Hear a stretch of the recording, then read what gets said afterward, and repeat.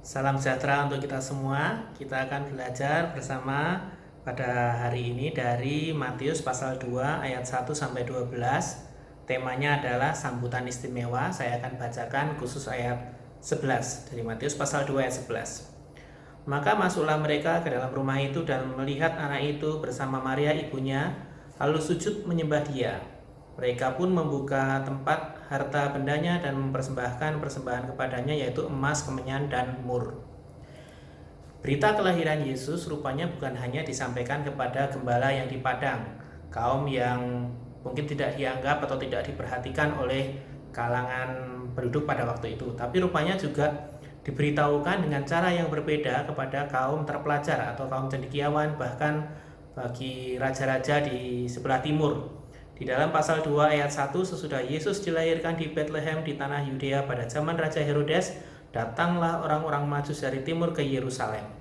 Jadi mereka melihat ada tanda, tidak seperti gembala yang diberitahu oleh malaikat bahwa ada tempat palungan di mana Yesus dibaringkan dengan dibungkus lampin, sudah jelas. Tapi di sini orang Majus datang dari timur menuju ke Yerusalem, bertanya kepada penduduk di situ, bahkan kepada raja yang di situ, karena tahu bahwa ada raja yang lahir, dan mereka diarahkan ke Bethlehem. Mereka bertemu dengan Yesus, bayi Yesus itu, dan mereka sujud menyembah bayi Yesus.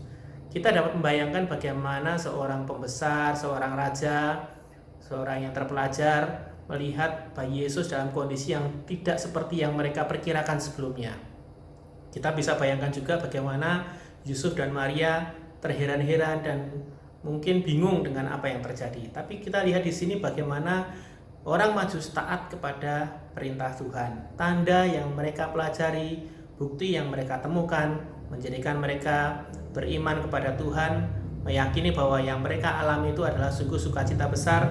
Di dalam pasal 2 ayat yang ke-10, ketika mereka melihat bintang itu, sangat bersukacitalah mereka.